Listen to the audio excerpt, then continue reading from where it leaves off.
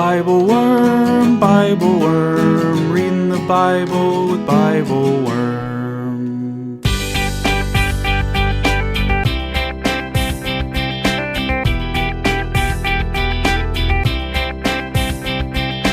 Welcome to BibleWorm, getting to the core of the biblical text. I'm Dr. Amy Robertson, Director of Lifelong Learning and Music at Congregation Or Hadash in Sandy Springs, Georgia. And I'm Dr. Robert Williamson, Professor of Religious Studies at Hendrix College and Theologian in Residence of Canvas Community in Little Rock, Arkansas. We're here every week to discuss the biblical text, both as biblical scholars and as people of faith, one Jewish and one Christian. This week we read Exodus chapter 1, verse 8 through chapter 2, verse 10, and also chapter 3, verses 1 through 15.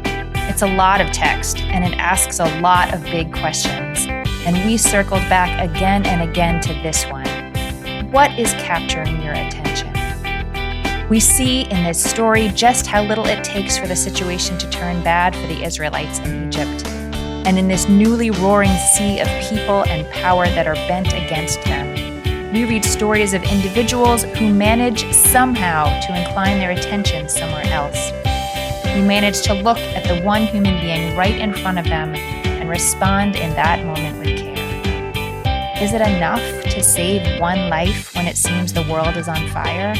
We can't be the judge of that, but we sure do get the sense that what they did was urgently important. Thanks for being with us.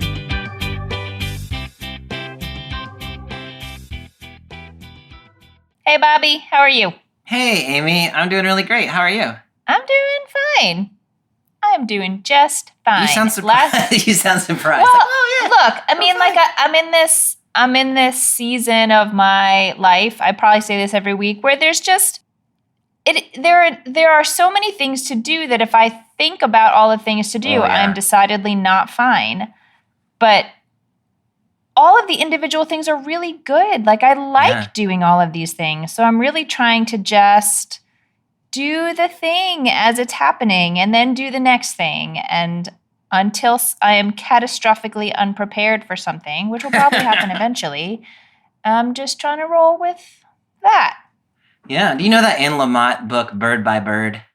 It's really I know of it, but I haven't read it. It's really about writing, but that's sort of the thing. As her brother, I think it was when he was a kid, he was trying to write an essay about birds, and he's like, I don't know how to write an essay about birds. And then I think it was maybe their father or something. It was like, you just write bird by bird. Like, just write about the next bird. And then it's not so overwhelming. Yeah. And that reminds me of what you have just said. Of what I just said. Okay, so sort of along that vein, last night I was going to sleep and my husband came in to chit-chat and he said, what's in your day tomorrow? And I was like, well, in the morning I have BibleWorm. And then I didn't really know what was, I don't know what's on my calendar the next day. I'll just do whatever's on my calendar. Yeah. And so I said, and then after that, I don't know, regular work. But he thought I said regular worm. Oh, yeah. Like first I'll do BibleWorm and then just regular worm. Regular worm. Yeah. That would be such a fascinating podcast. Like just talk about regular stuff. What is stuff. Regular worm? I know. Just the regular worm. He laughed for like 10 minutes. Regular worm. It's great. I love it. Yeah. All right, but today we've got a text we need to read, and it is a doozy. It's a lot of text today, yes. So the official narrative lectionary reading is Exodus chapter 1, verses 8 through 14, and then chapter 3, verses 1 through 15.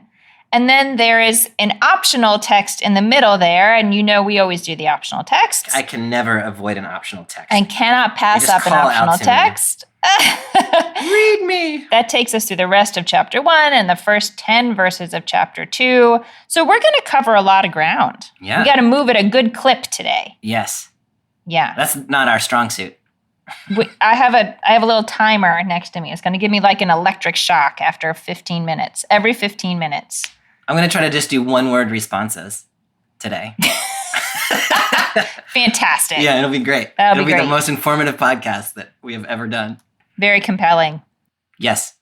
Okay, so if we're going to pick up in Exodus chapter 1, verse 8, which, we'll read it in a minute, but it sort of starts with the idea that there is a leadership rising up in Egypt who didn't know Joseph. Yes. Okay. last time we were together, there was no Joseph. Some things have happened. Yeah. What do we need to know plot-wise to orient us to even move into this story? Famine. Sad. Egypt. I was like, Joseph. what is happening? Okay. One word doesn't really work.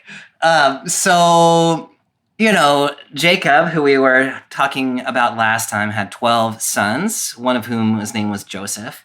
Turned out Joseph was a little bit of a jerk face to his brothers, and so they threw him in a hole, and he ended up in slavery in Egypt.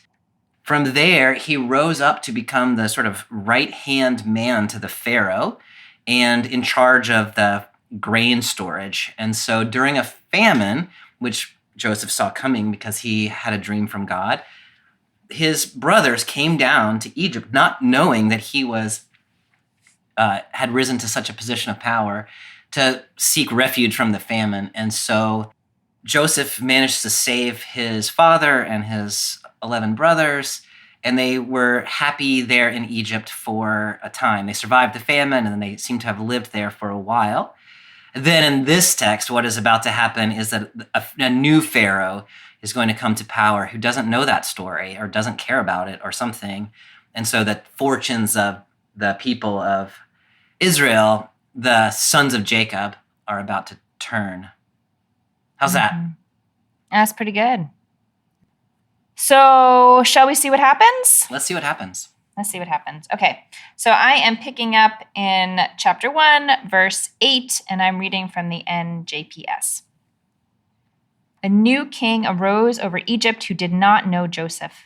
And he said to his people, "Look, the Israelite people are much too numerous for us. Let us deal shrewdly with them so that they may not increase. Otherwise, in the event of war, they may join our enemies in fighting against us and rise from the ground." So they set taskmasters over them to oppress them with forced labor. And they built garrison cities for Pharaoh, Pithom and Ramses. But the more they were oppressed, the more they increased and spread out, so that the Egyptians came to dread the Israelites. The Egyptians ruthlessly imposed upon the Israelites the various labors that they made them perform. Ruthlessly, they made life bitter for them, with harsh labor at mortar and bricks, and with all sorts of tasks in the field. This starting sentence, the king arose who did not know Joseph. Yeah. It just, it makes the hairs on my arms stand up. Of course, because I know where this is going. Yeah. But this is where it all falls apart. It turns out that the good, the peace, the living together as neighbors was built on I don't know if I want to say it was built on a deck of cards. It was built on a personal relationship. Yeah. Did they do something wrong, Bobby? Is this just the way things how do things, they lived there for so long, so well. How do things shift so fast when there's one new guy? A powerful guy. Right. No, that's a really good insight, Amy. And, we tend to think of, or at least I have in my life thought of, institutions and nations as these sort of stable entities that, are consistent over time. And when new rulers come, they sort of respect the traditions that have come before them. And so there is a constancy about things. Turns out that's not actually the way the world works. That's a choice that rulers make to continue the patterns of their predecessors. And so, especially when you have a pharaoh who is just the final stop in terms of making decisions, if you get somebody like apparently this guy is, who doesn't respect the past traditions, who seems motivated by fear and anxiety, who recognizes the other as somebody who is scary, then everything can turn on a dime. And, I think a lot of us have experienced that more in the recent history in our own contexts in which the sort of political stability has been upended by personalities that are a little bit unpredictable. And so to me, this both rings as a little frightening and also a little true. This doesn't seem as distant to me as it once did. No, I mean, I think that's right. I think that's right on the big scale, of governments and world systems, and also sometimes on the small scale Yeah. of leadership within our congregations or our Oh, yeah. communities. I mean, it is a wonderful and important thing not to have one person or group ruling for all time in Right. all of those contexts. And also, change is destabilizing. So I guess the question is, how do we allow for it and also mitigate, when in the case where you have a situation like this, where there's someone coming to power who is going to take things a hard turn in the opposite direction. Yeah. And yeah. See, I think you were saying earlier that, I think you asked me, did they do something? Did the Israelites do something? And I mean, all in the world they did was they reproduced, right? Right. They lived their lives. And so no. Could they have avoided this? It seems not. They're just being themselves, the way that they have been themselves in the same land for a long time. And everything changes, even though they didn't change, and that is frightening, especially because they're marked as an other. And so the king, he first starts out by saying that people, those people who are not us, are larger and stronger, and they keep multiplying. And so there's an anxiousness about the us and the them. And as soon as those lines get drawn, then things become a little unpredictable. Yeah, no, I think that's exactly right. And this is maybe a step away from the text, but something you said just made me think of it. We in the Jewish community, we talk a lot about interfaith efforts in our community because they are the right thing to do, because they are, part of our sort of sense of our charge in the world. And also because it is really important that our neighbors know us. Yes. Because it is easy to be othered, and for people to suddenly decide you're a danger and a burden and a whatever, even if nothing has changed. And so it feels important to have relationships that are thick with our neighbors, and not just with whatever the current leader is, because the current leader could go, and at the end of the day, it's your neighbor who's going to hide you or not hide you. I think that's part of what's so painful for me in reading this, is that, yes, there's a new leader. Okay, fine. But is that really that's all it takes? Yeah. In this story, anyway. Okay, so you already sort of named, I was going to ask you, what exactly are they afraid of? Because the text is pretty clear in saying, why are they giving them this harsh work to do? It's not because they believe they're an inferior race, and it's not for capitalist purposes, or at least that's not how it's articulated. There's a really specific concern they have, and it's about their numbers. Yeah.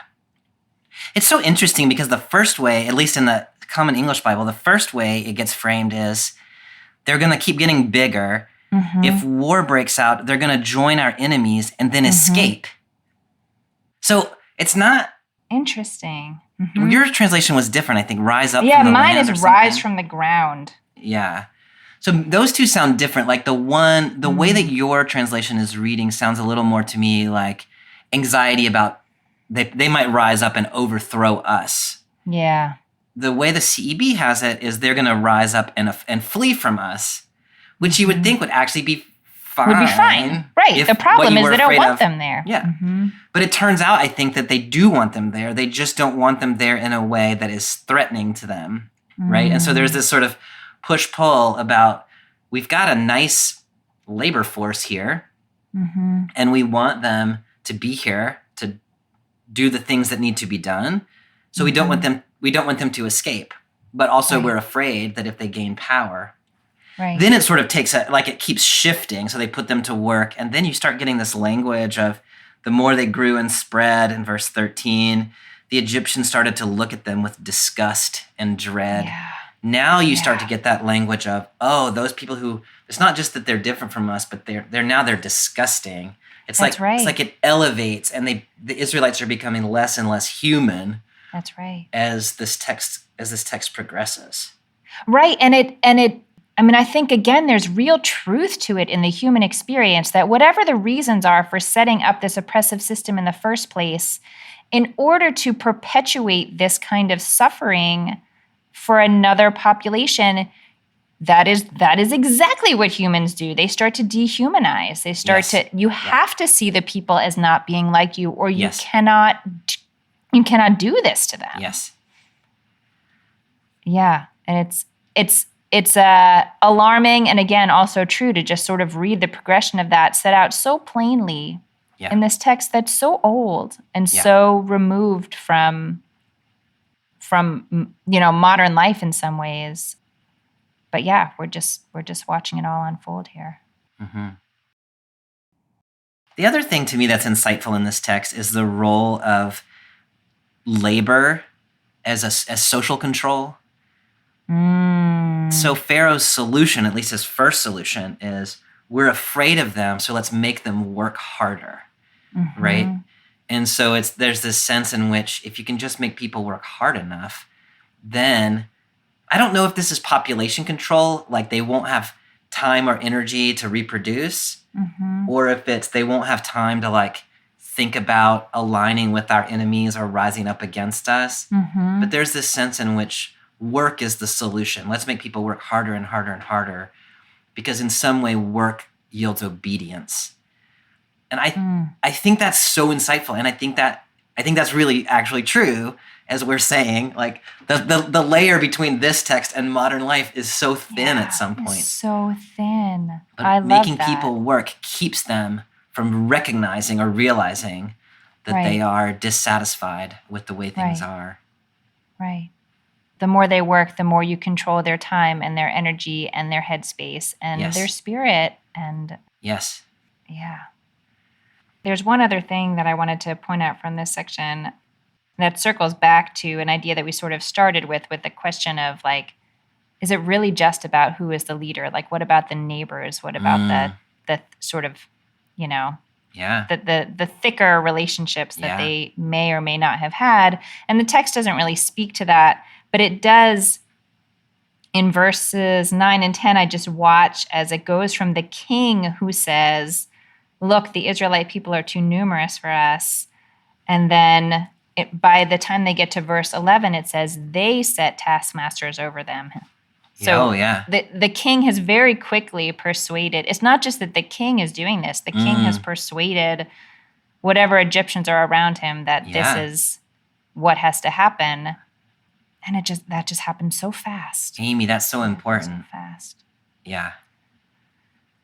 All right. I've gotten my electric shock that it's been about 15 minutes of conversation, Bobby. Is there anything else you want to raise up from this first section? No, I want to see what happens next. You want to see what happens next. All righty. Then I'm going to pick up in verse 15 and just take us to the end of the chapter. The king of Egypt spoke to the Hebrew midwives, one of whom was named Shiphrah and the other Puah, saying, when you deliver the Hebrew women, look at the birth stool. If it is a boy, kill him. If it is a girl, let her live. The midwives, fearing God, did not do as the king of Egypt had told them. They let the boys live. So the king of Egypt summoned the midwives and said to them, why have you done this thing, letting the boys live? The midwives said to Pharaoh, because the Hebrew women are not like the Egyptian women. They are vigorous. Before the midwife can come to them, they have given birth. And God dealt well with the midwives, and the people multiplied and increased greatly. And because the midwives feared God, he established households for them. Then Pharaoh charged all his people, saying, every boy that is born you shall throw into the Nile, but let every girl live. Shiphrah and Puah, man. Yeah. Heroes Unsung of the heroes. Hebrew I know. Bible. Yeah. I know. I love that there's some ambiguity, but maybe you would argue about whether there is ambiguity. Yeah. I have heard the idea that when it says that they are Hebrew midwives, that you could think of that as they are the midwives to the Hebrew people. Yeah. Or they are themselves of the Hebrew people. Yeah. And are midwives. Yeah. I mean, go ahead. Oh, I was just going to say, it's interesting because in the Hebrew text, it's la miyaldot ha'ivrit, which is a demonstrative adjective, right? So it's the midwives, the Hebrew ones. Mm-hmm. So they're Hebrew midwives in the Hebrew text. In the Septuagint, they're reading le mialdot. So it's not a definitive. So that one can either be the midwives of the Hebrews, or it could be the Hebrew midwives. So the Septuagint, the Greek translation, and actually Josephus, I think, reads these as Egyptian midwives to the Hebrews. The Hebrew text that we have has pointed it, the vowel pointing is the midwives who are themselves Hebrews, which is interesting because then it leaves open both of those possibilities. Yeah. So I'm just curious, like, what difference it makes to you, whether they themselves are Hebrew or whether they are Egyptian. I mean, I think what I first want to say is that in this story that has very quickly sort of devolved into, there are two camps. Like now we're playing identity politics and you are one or the other. I like that there is some ambiguity about what is the identity of these women, and that the most important thing about them is actually not which proverbial camp they are. Oh, I like that a lot. Yeah. And I guess some of that is retained if they are, I don't know, it's really different once you read it one way or the other. Like once you say like, now I'm going to think of them as Egyptian, and now I'm going to think of them as Hebrew. I like that because that's kind of where I was pushing, was if you read it this way, then, so if you read them as Hebrew, then they're standing up for their people in a very subtle but powerful way. If they're Egyptians, then they're crossing the line and sort of protecting the life of the people, even though they don't belong to that people. But I'm wanting to split it. I like what you're saying about let's retain the ambiguity and say what they do is a little bit irrespective of their actual ethnic identity, and like it's what they do that matters. I really like that. I like that a lot. It's probably cheating a little bit, but I'll hold on to it anyway. Okay, so the midwives let the boys live. Yeah. Right? They don't kill the boys. Yeah. But when Pharaoh asks them, they don't fess up that that's what they're doing. Right. Like, how do you read that? Like, is there any part of you that wishes they had, like, owned it and said, like, well, I don't. This is a family podcast, so I can't say what they would have said to Pharaoh. But, like, really said, like, something, or would that just have been stupid? And this was like, the practical way that they could move things along. Yeah, no, I love what they did here, because there are just times, and you see this throughout the biblical text in various ways, especially with women characters, that they don't have the access to sort of direct forms of power. If you imagine that they were like, we're not going to kill those babies, then what Pharaoh's going to do is say, fine, then I'm going to kill you, and I'm going to put new midwives in charge and give them the order, and they're going to obey it. So everything has gone south if they say what they've done. Yeah. And so what they do is they invoke this like weird, like, you don't understand. And they're talking to the Egyptian pharaoh, right? And they're like, you don't understand women, you don't understand Hebrews, you don't understand childbirth. You don't understand birth. Yeah, right. There's this whole world that we understand because of who we are that you have no access to. And we're just telling you, there's no way that this order can be carried out. Yeah. Now they have lied, misrepresented at least, but they've done it in a way that Pharaoh can't now say, okay, I'll just replace you, because they're not the problem. The problem is the situation. It's really ingenious what they have done. It is really smart, and it makes me again think about the way that we push back against powers that seem wicked to us in our current time, and that sort of struggle between like, when do you just step down and say, I'm not working with this person? And when do you stay and, to the best of your power, whatever your power is in the situation, try to turn things for good? I don't have an easy answer to that question. But yeah, it is kind of fun to watch how they do it here. Because this text, I mean, the book of Exodus is going to end up with a very direct confrontation of power. And so that's where this ultimately is headed. And so that suggests that at some level that is necessary. But in preparation for that moment, people who are not able to do that can do this other thing. Right. And that seems important. Are you surprised when the text says that God established households for them? Like, are you surprised that they didn't have households? Or how does that sort of fill out for you the picture of Shiphrah and Puah? We know like nothing about them. And then we don't hear about them later. They just pop in here for a hot second. No, but we do know their names, which I think is really important. And so like we can talk about them not just as midwives, but as Shiphrah and Puah. And we don't get a lot of names of women, especially sort of women who appear for 6 verses. Yeah, and no then kidding. Don't appear again. And so the text is remembering them in a really important way. Mm-hmm. Now that line about establishing households, it comes a little bit out of the blue for me, because I guess I don't really know what a midwife's life would have been like in the ancient world. But it seems as though maybe the expectation is that they are in the business of assisting other people in birth, but not themselves of having families. Mm-hmm. And so because they protected other people's livelihoods, they are granted that themselves. Mm-hmm. It's kind of how I read it. Mm-hmm. I don't know. I'm not sure what to do with that. How do you read that?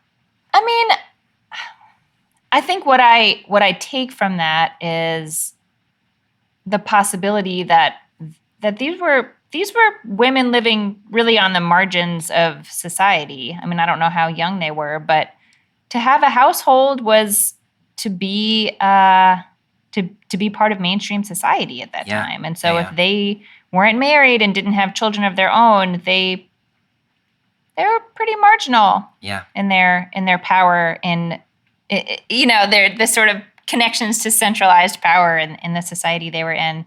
And that just, underscores, again, what we've seen so many times in the biblical text, that it's often the folks who are on the margins of society who are willing to press a little bit, who have the courage, who are not the neighbors who are going to go along with whatever the king says, maybe because they feel they have less at stake. I don't know. Yeah. But they're not bought into those power structures.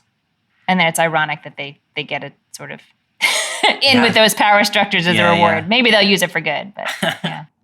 The other thing that I had not really been paying attention to, but you sort of evoked it for me, is that sometimes I think that God is not much paying attention in this part of the text. Because at the end of chapter 2, the Israelites cry out under their labor, and then God's like, oh, I remember my covenant. And then here comes the Moses story.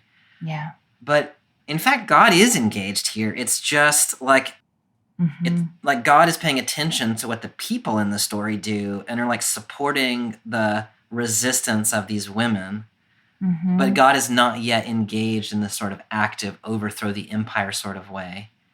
I don't quite know what to do with that, but it's important, I think, to me that God is working in and paying attention to what is happening here, even though from the outside it actually appears as though things are getting worse. Mm-hmm. God is actually involved in what's going on. Do you do anything with that? That is so interesting, Bobby, what a great mystery when God gets really involved and when God is sort of not quite as involved as we might like.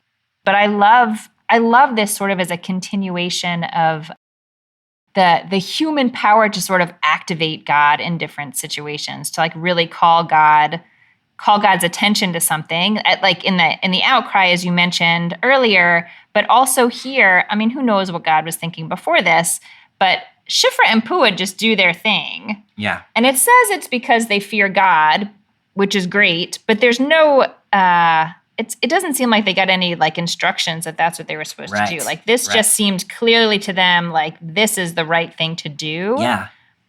And it almost feels like God sort of saw that and was like strengthened in God's own resolve that like, this is the right thing to do. And if Shiphrah and Puah can do it, like, we can, I don't know, I'm sure that's totally heretical in every religious tradition, but there you go. Heretical, but beautiful. Yeah. It's an interesting dance between human history and God. The other thing that's happening here for me is you were talking earlier about the Pharaoh had to have somebody carry out his orders. There had to be other people willing to do this. At that moment, creating like putting taskmasters over them, that still sounded kind of official. Then we got this command of these 2 midwives to do this, and they in their own way said no. By the time we get to the end of the text, it's all the people are now drawn in. Like every single Egyptian is supposed to be throwing babies in the river. And so, if everybody refuses, then no babies are going to get thrown in the river. But you have the sense that people are obeying the order because, I don't know why, you feel like you have to, or because you think the Hebrews are disgusting or whatever that language was earlier. Yeah. But at the end of this section of the text, it's down to the level where it just seems like average Egyptian folk. Right. If you see your neighbor had a baby. Mm. I mean, yes, of course, this story is ultimately about the suffering of the Hebrews, but like what a degradation of the people of Egypt. Oh my gosh, yeah. Like to somehow get your people to think that this is what they need to do, and maybe to get people to actually do it. Like what a blow to their humanity. Yeah. Like it's terrible. Mm-hmm. It's terrible. Hi everyone, it's Bobby here from the BibleWorm podcast. Welcome to Season 5 of BibleWorm and the new year of the Narrative Lectionary. To celebrate the start of the new season, for the month of September, we're making all our Patreon benefits available to subscribers at any level. You can join at the BibleWorm supporter level for just $4 a month to receive access to early episodes, weekly liturgies, and video Bible studies for the whole month of September. At the end of the month, if you want to continue receiving these benefits, you can subscribe at a higher level. If not, you can cancel anytime. Visit patreon.com/BibleWorm podcast for details on becoming part of BibleWorm's Patreon community. Thanks for listening, and now back to this week's episode.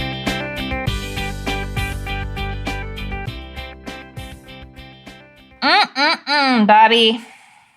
Should we go on? Yes. So I'm picking up in chapter 2. A certain man of the house of Levi went and married a Levite woman. The woman conceived and bore a son, and when she saw how beautiful he was, she hid him for 3 months. When she could hide him no longer, she got a wicker basket for him and caulked it with bitumen and pitch. She put the child into it and placed it among the reeds by the bank of the Nile.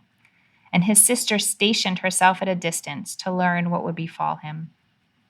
The daughter of Pharaoh came down to bathe in the Nile while her maidens walked along the Nile. She spied the basket among the reeds and sent her slave girl to fetch it. When she opened it, she saw that it was a child, a boy crying. She took pity on it and said, "He must be a Hebrew child." Then the sister said to Pharaoh's daughter, "Shall I go and get you a Hebrew nurse to suckle the child for you?" And Pharaoh's daughter answered, "Yes." So the girl went and called the child's mother. And Pharaoh's daughter said to her, "Take this child and nurse it for me, and I will pay your wages." So the woman took the child and nursed it. When the child grew up, she brought him to Pharaoh's daughter, who made him her son. She named him Moses, explaining, "I drew him out of the water."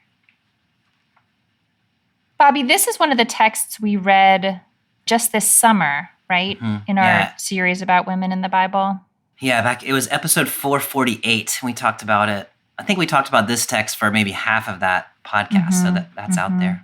Yeah, and we were focused mostly on Miriam in that conversation. I feel like it hasn't quite struck me as much before as it did just now reading it, that all the actors are female in this story. Yeah. It's such a contrast to the sort of world that is being painted for me in the beginning part of this story, where there's a king and the systems of oppression are sort of like kind of physical abuse that I at least imagine is being carried out by men. And they are, they want to kill the male babies, presumably because they imagine that males are a greater threat. Like it's all about, it's all about the world of, there's something happening in the world of men. Yes. That is certainly impacting everyone, but it seems like it is coming out from the world of men. And then here you have a mother who has a daughter, and you have Pharaoh's daughter, and Pharaoh's daughter has a slave girl, and there is baby Moses, but all of them are just sort of it seems like responding in the moment to the human who is in front of them and yes. doing the best they can. There's not really much of a long-term. I mean, we could argue about what in here is sort of strategic and like trying to, make certain ends come. I'm sure there is some of that. But there's just so much like presence in the moment and empathy with the person before you and not thinking about big picture systems. Yeah. It's just, here's this baby. What do we do with this one baby, this single human? I love that, Amy. And, we were talking earlier about the midwives and whether or not they are Hebrew or whether they are Egyptian. Here we have women who are clearly Hebrew, Moses' mother, Moses' sister. And we have women who at least one woman here who is clearly an Egyptian. Not only an Egyptian, but the daughter of the Pharaoh who has made this order. And she is very clearly crossing the boundary you were talking about earlier between others. Because she knows, it's not that she's been somehow tricked into taking care of a Hebrew baby. She sees that baby, the one in front of her, as you were saying, and she says, this must be a Hebrew. And her next move is to figure out how to protect that child's life. Even though she's going to have to go home to dinner tonight and talk to her dad, who made the order, about what she's done. I mean, maybe she didn't have to do it tonight. Maybe she can wait a few years until the baby comes to live with them. But it's so interesting that Pharaoh has made this commandment to all the people, and his own daughter is not going to do it. Yeah. Because she has compassion for that one life in front of her. Right. And that life is more important to her than the order that's been given, even though it's been given by her own father. Right. And she's not going to do it, but she's also not, if she thought this was an unjust, policy, she could be arguing with her dad about it all day long. She could be protesting. True. She could be doing whatever. And the text doesn't report any of that. It reports she is responding to this moment and this baby, and this is what happens. Yeah. It's almost like it's a whole separate conversation. If you imagine around this text that there are other people actually carrying out this order, then saving this one child when there are so many others who could be saved, not protesting apparently, seems like an inadequate response. And yet, this one action turns out to change everything. Yeah. And so, there's always this feeling that maybe we could be doing more, and maybe we could be doing more. For sure. But this text seems to, I love the way you were saying it earlier, to respond to the life that is in front of you and respect that life as a human life and not sort of get overwhelmed by the magnitude.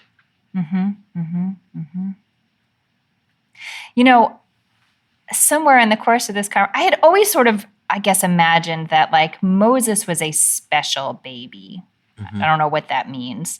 But the text doesn't say he was chosen from birth, but I guess maybe because it says his mother says he was, I don't know. I just had this idea in my head that there was something inherently special about Moses. Yeah.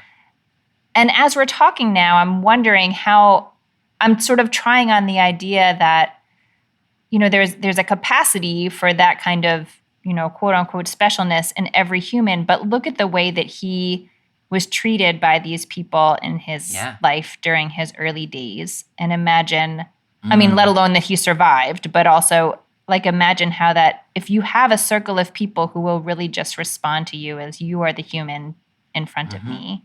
Yeah. I'm not trying to make a point about anything. I'm just looking at you. That does set you up for a different kind of life of presence in the world. It does. That's really beautiful. Bobby, I don't remember the specifics of what we talked about related to Miriam. And I always intentionally, I don't listen to our old episodes because I don't want to, I just want to see how they strike this time that we read them. But this time reading this story, the thing that I wondered about Miriam, I found myself sort of imagining the family dynamic where, it says that the parents have this baby and the baby is beautiful. And it doesn't mention that they already have a daughter. I mean, I guess why? Right. It doesn't say who else is in the family. It says there's a woman and a man who are married and they have a baby. And I just get this sort of image of those 3 months when this mom is focused so fully on this baby who is beautiful and endangered and fragile and also just a newborn. Like, Yeah. newborns are newborns. And what often comes up is jealousy in siblings who are kind of getting short shrift, and how much the more so that would be true if the mother was worried that this child wasn't going to survive, that the baby wasn't going to survive. Like, I just picture Miriam sort of like watching from the side as her mother is ignoring her and obsessed with this baby. And then the way that she acts, once the mother puts the baby in the basket. And I think the question that came to my mind is like, does she act out of care for her brother, or does she act out of care for her mother who loves the baby? I just can't imagine how complicated that all would be. You have younger kids than I do. Does this like bring up anything for you? No, it's like listening to you talk about it. We don't really know how old Miriam is right here, but my daughter is 3.5 years older than my son. And I imagine this is something like that. And so thinking about like her, and maybe Miriam is 5, which is how old my daughter is now, but just thinking about that, and the dynamic that was occurring to me is, and I think this is often the case in families, is that my daughter is annoyed by my son when we're all just sort of at home together and he's like doing his thing. But she is super protective of him when we're out in the world. It's like once there's other people, then it's like, no, we're family. And so she has always done that, watched out for him. So that's how I think of Miriam here, is she's protecting the family, which involves both protecting her mother, caring for her mother, and also protecting and caring for her brother. I don't know in this text how much she had sort of plotted ahead what she was going to do, but her solution is genius. So we end up not only with the baby being saved, but the baby is saved and is being nursed by his own mother, who is getting paid to nurse him.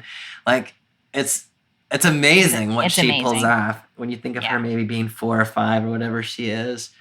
So, I don't know, it's just like, to me, one of the messages here is the resourcefulness that people, maybe especially women in this story, come by when family relationships are at stake. A lot is possible that you could not have imagined was possible ahead of time. Yeah. The other thing that I think I always think of when I read this story, it's hard for me even to imagine. I don't even like to try to imagine it, but I feel like we need to, is, it's really easy to read this story like, oh, the mother put the baby in the basket and the baby floated down the Nile and it's so sweet, Yeah. And I just can't, it's hard to even fathom what it would take to put your newborn baby in a basket to float down the river, for that to be the best option you can come up with. And it reminds me of, gosh, I don't remember the poem. I wish I had thought of it before a conversation, but there's a poem about the refugee experience that really just sort of draws this out. Like, in order for it to actually seem like your best and safest option is to walk through the river, or to, climb over razor wire, or to trek through the jungle, you have to imagine what the other thing was. Yeah. Like, these are not things that are done lightly ever. No. And it's a 3-month-old baby. I don't know. It's hard to even try on the desperation that she must have felt in that moment, but it is profound. No, that's absolutely right. But the imagery of people dying in rivers, refugees dying in rivers because they have no better options, is not distant from us, right? No, it is not. You see that on the news every day. And I have particular images in mind that are heartbreaking to me, but that stuff is happening all the time. And there's, now there's barbed wire in the rivers, and people are thinking about, like, how do I get through the barbed wire so my child can have a better life? Like, that's the kind of thing that Moses' mother is thinking about, like, I would not do this if I had any other option, Right. but the only Right. option that I have. And Right. people are dealing with that every day. They're distant from me, but this story kind of brings them closer. Yeah. Yeah. I think it really does. The last thing I want to say about this section of text is, previously, the midwives protected the children because they feared God. Mm-hmm. Here you have Pharaoh's daughter, who is not said to be a God worshiper. Mm-hmm. She seems to be committed to her own culture and presumably her own religion. And yet the story kind of celebrates her because she protected life. Mm-hmm. And so, to me, this is like you were talking earlier about the Hebrews and the Egyptians and blurring those boundaries. Who's being celebrated in this story is not Hebrews exactly, but it's life protectors. And so Pharaoh, even though she is part of what would be considered the enemy here in this text, she protects life, and therefore we celebrate her. So I just think that's important, that the central thing here is not whose God do you worship, but do you protect life? Yes. And if the answer is yes, I protect life, then this story is going to celebrate you. That seems really important. Yeah. Yeah. No, I'm really glad you raised this up. And I think it's, yeah. How are you going to respond to this life in front of you? Mm-hmm. So we pick up again, not until the beginning of chapter 3. And even though it's only a half a chapter, I feel like we need a little bit of catch up for what we miss in between. Because next time we find Moses, he's an adult and he has a father-in-law. Yeah. Baby Moses has lived for a time with his birth family until he's weaned, and then he's gone back to live with Pharaoh's daughter and grown up in the house of Pharaoh's daughter. Then he has gone out as an adult, and he has seen the Egyptians oppressing the Israelites, and so he kills an Egyptian and is found out by his own people that he's done that. And so his own people are afraid of him, and he's a little bit out on the outs with the Egyptian people because he has killed one of them. And so he's rejected seemingly by everybody. So he has fled to Midian, where he's gotten married, and now he is shepherding the flocks of his father-in-law in the mountains of Midian. That's where the story picks up. Here we are. And I will say, I feel like this text alone could have been our whole text for the day. Oh my goodness, we're gonna do the best we can. Yeah. So I'm picking up at the beginning of chapter 3. Now Moses, tending the flock of his father-in-law Jethro, the priest of Midian, drove the flock into the wilderness and came to Horeb, the mountain of God. An angel of the Lord appeared to him in a blazing fire out of a bush. He gazed, and there was a bush all aflame, yet the bush was not consumed. Moses said, I must turn aside to look at this marvelous sight. Why doesn't the bush burn up? When the Lord saw that he had turned aside to look, God called to him out of the bush, Moses, Moses. He answered, Here I am. And he said, Do not come closer. Remove your sandals from your feet, for the place on which you stand is holy ground. I am, he said, the God of your father, the God of Abraham, the God of Isaac, and the God of Jacob. And Moses hid his face, for he was afraid to look at God. And the Lord continued, I have marked well the plight of my people in Egypt and have heeded their outcry because of their taskmasters. Yes, I am mindful of their sufferings. I have come down to rescue them from the Egyptians and to bring them out of that land to a good and spacious land, a land flowing with milk and honey, the region of the Canaanites, the Hittites, the Amorites, the Perizzites, the Hivites, and the Jebusites. Now the cry of the Israelites has reached me. Moreover, I have seen how the Egyptians oppress them. Come, therefore, I will send you to Pharaoh, and you shall free my people, the Israelites, from Egypt. But Moses said to God, Who am I that I should go to Pharaoh and free the Israelites from Egypt? And he said, I will be with you. That shall be your sign that it was I who sent you. And when you have freed the people from Egypt, you shall worship God at this mountain. Moses said to God, When I come to the Israelites and say to them, 'The God of your fathers has sent me to you,' and they ask me, 'What is his name?' what shall I say to them?" And God said to Moses, "Ehyeh asher ehyeh." He continued, "Thus shall you say to the Israelites, 'Ehyeh sent me to you.'" And God said further to Moses, "Thus shall you speak to the Israelites, 'The Lord, the God of your fathers, the God of Abraham, the God of Isaac, and the God of Jacob has sent me to you. This shall be my name forever, this my appellation for all eternity." I just find I love that they're moving from, I don't know how I picture the sort of environment they're generally in, but I love that this starts with Moses going into the wilderness. I just have this sense of there's this word in the Jewish tradition, hefker, ownerless. Like you have the wilderness is ownerless, and you have to be in that sort of state to really be able to encounter God. I love that. And that's where Moses goes, but totally by accident. Moses is not looking for God. No. Moses is taking care of some sheep, and he's ended up. We're sort of in between places. I really like that. We're not in Egypt. We're not in the Promised Land. We're in Midian, which even the name Midian sort of sounds like it's midway between two other places where you might be. And then we're not even in Midian. I mean, we are, but we're in the wilderness in Midian. It's like the in-betweeniest place you could imagine. Right. And that turns out to be where God is. Yeah. Bobby, what do I ask you about the burning bush? Yeah. I will tell you the way that it is hitting me now, this time I'm reading it. I've been reading a lot about sort of different ideas of prayer and verbs that describe prayer.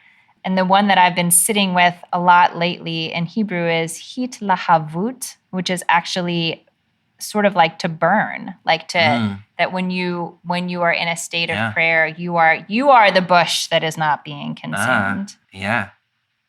But I don't know, how does this image strike you this time around? Moses encountering a bush on fire that is not consumed. The way that it's striking me is like the way that this text often strikes me is the idea that God does not simply call out to Moses, but lights the bush on fire, waits to see if Moses notices. Yeah. And then when Moses does notice, then God says, "Moses, Moses." Yeah. And so it's almost like a little test. Is Moses paying attention? Reading this text in light of what we've just been talking about in chapter 1 and 2, that question of are you paying attention seems really urgent.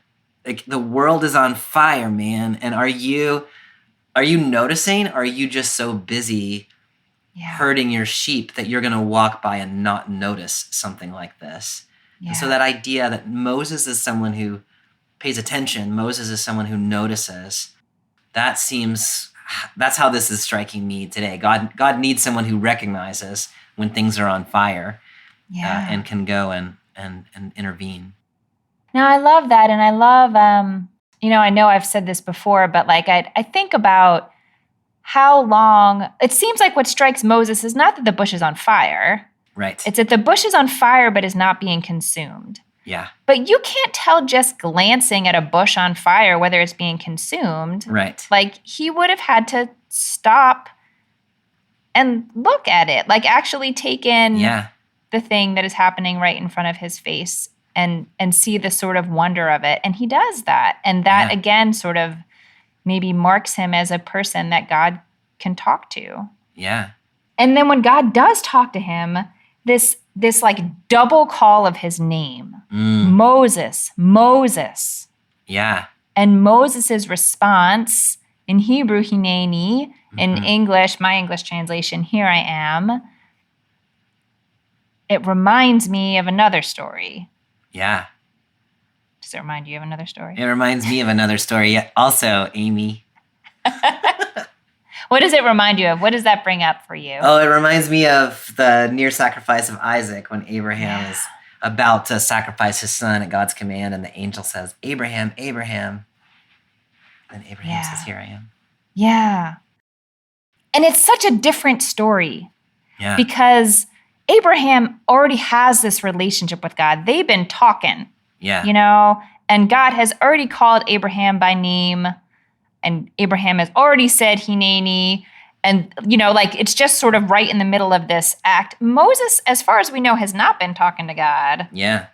But there is urgency here. Yeah. In the same way, Moses is not the one who is endangering the people, Israel, but the descendants of Isaac really are the knife is being held over their head. There is that level of urgency that feels behind this call to me. But Moses has no idea. I've never thought of this text this way before, but the way that we're talking about it right now is leading me to sort of think of this bush as a metaphor for what's happening to the people in Egypt.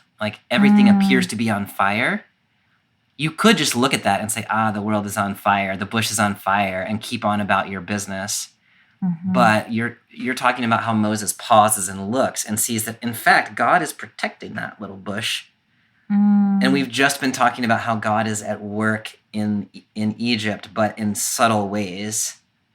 And so I don't quite know whether that all adds up or not, but the Israelite people are that world is very much on fire, and yet they are not being consumed, and God is active there. And that is similar here with this bush. And so the responding to the urgency that something is yet still possible can still be done seems, I don't know, it's hit me that way today. Yeah, no, I love that. Oh gosh, Bobby, there are so many things I want to talk about in this section. Yeah. I have to be a little bit selective here, but okay. So one thing that really sort of hit me this time, and I'm not sure has ever particularly hit me this way before. I think it's because we just recently read the story of the Garden of Eden and that particular portrayal of God, and this part in verse 8 where God says, I have come down to rescue them from the Egyptians and bring them out to a good and spacious land. Yeah. I have that same sort of sense of God that we get in Genesis 2. God has come, you picture God arriving, in an almost embodied way, very present, very close, and is going to put them in a safe place. Yeah. They're in a place that is not safe. And I just feel like it's, I don't know, it throws me back. Yeah. Throws me back to Eden. I love that, Amy. And it's interesting because that same imagery struck me this time, but differently, which is to say that God says, I am coming to set them free. Now you go set them free, right? That made me laugh aloud. Mm-hmm. And so what is happening is that God has come to set the people free. What it looks like from the outside is that Moses has come to set the people free. And that's just making me think about God is around in this text, right? In the pillar of fire and all of those kinds of things. But God's action in the world looks like people taking action in the world. Mm-hmm. And so even when God is most present, it appears to be the case that that requires people doing the thing they've been asked to do. Right. God does not just sort of swoop the Israelites out. Yeah, it goes back to that the relationship between human history and there's a book by Emil Fackenheim that I loved so much in college called God's Presence in History. But it goes exactly to that. What is the relationship between those two things? Oh, it just made me laugh out loud. I've come to save them. So now you're going to go save them. Yeah. Really? I was really struck because your translation leaves the divine name untranslated. Sure yes. Ehya, Sher Ehya, which I love that and just the sound of it. Yeah. Can you talk a little bit about that divine name and how you understand it? Yeah, this name is sort of, I used to think it was almost like a joke, Moses is expecting a name I'm Bob, or I'm, your name. You used to say Jimmy, I feel like. Jimmy, I used to say, actually, because I had a teacher once suggest I should use that name for God. But God's answer to what God should be called, Ehya, Esher, Ehya, it's something like, I will be what I will be. Maybe I am what I am. It has something to do with the verb to be. It's like Yeah. beingness, isness, presence. Like it's very like if what Moses wanted in a name was like, I want to be able to pin you down and understand you by having a name to call you. Yeah. This is the the broadest and vaguest name Yeah. you could possibly give, and yet also just feels so like so deeply true in the way that, you know, God is is the biggest mystery. Like what can we say beyond God Yeah. is? No, I love that. And even when you read it in Hebrew, ehya, sher ehya, like I don't know what that would have sounded like to an ancient person, but to me it sounds like a breath. It sounds And like so a it breath. captures that, like, you know, Ecclesiastes talks about like trying to capture the wind, you know, and the point being it's not possible to confine the wind. And so when you hear that breath, you get that sense of not confinable. It is big and flowing and not possible to pin down. Yeah. Deeply frustrating for somebody who wants to be able to stick God in a box, right? Yeah, there's no box here. And you're right, even just the sounds in the name of God are just these like fluid breath. Like there are no hard sounds, there are no hard stops. Like it just flows right through your body. Yeah. But then God does give names, and it's the names of the ancestors, Abraham, Isaac, Jacob. So it's like I am this ephemeral God who has acted very concretely in the story that you know. So Yes. go back and think about Abraham, Isaac, and Jacob, and that's who I am. So there is a concreteness, but it's about God's past action in the tradition. And that seems really important too. Yeah. No, I think that's right. And that's how the people will know who you are. Yeah.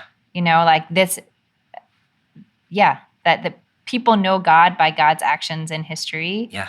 And God's like, I know, it's not name dropping, but it's sort of name, you know, like Yeah. I'm not going to drop my own name. I'm going to drop Right. the name of your ancestors. Right. And sort of just like, you know, we said when there's a new king arises who doesn't know Joseph, everything falls apart. Yeah. God is, you know, as far as we know, the people the Israelites who are in Egypt have not been in constant relationship with God during this time. I mean, maybe they have, but the text doesn't say so. Right. And so this really is sort of like a reintroduction. Yeah. Which is a sensitive moment. Yeah. And so God tries to anchor this moment in the shared past that they have, so they can still call upon those relationships even though those people aren't around anymore. We are shockingly already arriving at the time that we're supposed to stop talking about the details of this text, and we've said it 1,000 times, but there is just so much more we could say, and yet we live in the finitude of time. And so is there any last thing you feel like we need to talk about for this section, or are you ready to start moving towards a close? I mean, on that point, I feel like one of the beautiful things about Scripture is it is always more than can be said. No matter how much time you give it, it is always more than that. And that's part of the richness of our tradition. And so in any given moment, you can only say so much about Scripture and just recognize that it always overflows. Yeah, there's a beautiful prayer that is said often when a course of study is finished in the Jewish tradition. But the catchphrase is Hadran Alach, which is, I will return to you. I'll return to you. We're not done with you. I love that. But we're done with you for now. Yeah. My own thoughts are swarming because there are just 1,000 directions that a person could go with this scripture today. But if you close your eyes and center yourself, Bobby, what is rising to the top for you? I mean, I've kind of been working it out in my own head this whole time, and how does all this hold together? And to me, where this text, like this whole text comes out is, first of all, are you paying attention? That's happening in the burning bush. That's happening in Egypt. Are you paying attention to what is happening? And this story that we've been talking about, like people being thrown into the river and leaders suddenly turning on a dime and calling other people disgusting and all of those things, it's distant in this text, but also very much present among us here and now. And so the question of, are you paying attention, asked here of Moses, is very much alive for us too. Yeah. The other thing that's arising out of this text is what distinguishes the people celebrated in this text from the people who are feared or dismissed in this text is their orientation to life and death. And so the people that are celebrated in this text are the people who protect life. It doesn't matter so much why they protect life, who they are ethnically, who they are religiously. It's that they are on the side of life over and against the powers that seek death. And so if you take those two things together, are you paying attention to the world around you? And are you on the side of life? Like that can carry you for a lifetime, I think, of being a faithful person in the world and in the world of this text. So that's where I've come out. Yeah. I love that. How about you? I don't know that I come out in a super different place, but I think, as we get older, we learn things about ourselves. And one of the things I'm learning is, while I wish very much that I was oriented more towards advocacy and driving change that I think is important in the world, it is kind of not how I'm wired. And so I struggle often with feeling like I should be doing a lot more than I'm doing. And I should. I'm not saying I shouldn't be doing more than I'm doing. And also letting that thought become so overwhelming that you just are paralyzed and don't act in any way is a real concern for me. Yeah. I become easily overwhelmed. And so having these stories where the task at hand is to pay attention to the person who is right in front of you. Yes. And do not increase their suffering. Yes. And help them if you can. Yes. Is actually a pretty serious charge, and sometimes hard and sometimes dangerous, but much more clear and much more real than sometimes the bigger picture stuff that I don't know how to respond to, and I get all tied up in my head about. Oh, yeah. So if what I can do is that, I should do it. Oh, and when I feel that the bigger picture stuff is pulling me away from being the kind of person who can do that, then I need to check myself. Yeah. A little bit. That's so important, Amy. Moses is thought of as the liberator of the Israelites, right? When you think about the Exodus, that's who you think about. But there is no Moses if there is not also a Shiphrah and a Puah, and if there's not also a mother who thought to put a baby in a basket, or a sister who thought to stand on the side of the bank, or a Pharaoh's daughter who was moved by compassion for the child she saw. Right. And so the story needs all of those people. And so knowing who you are and what you can pay attention to and what your role might be. And just, the very basic, we don't know why Miriam did what she did. Right. But she did it. We know that Pharaoh's daughter was moved by compassion, but did she have any sort of strategy? It doesn't seem like it. Yeah. But those things are not only enough, those things are urgently important. They're urgently important. And for all of the policy stuff that we legitimately have to figure out, that stuff can't be forgotten. Exactly. All righty. Well, next week, Bobby, we move into the book of Deuteronomy, some sections from chapter 5 and 6. We'll get the Shema in there, which is nice. Hear, O Israel, the Lord is one. And the 10 Commandments. And the 10 Commandments. I actually thought the 10 Commandments was this week, and I was happy to see that it wasn't this week yet. Yeah, we do the 10 Commandments every once in a while. We seem like we've done them a whole bunch of times. It's a surprisingly challenging text, I think. It is, yeah. Mm-hmm. So we'll see what we can come up with this year. Yes. All right, well, I'm looking forward to that conversation. Me too. Thanks for a great conversation. It's on to regular worm for me. All right. Say hi to regular worm for me. I will. We'll be back with BibleWorm next week. I'll see you next time. Bye. Thanks for for joining us for this week's episode of BibleWorm. If you've enjoyed this free podcast, we hope you'll help us keep it going by joining our Patreon for as little as $4 per month.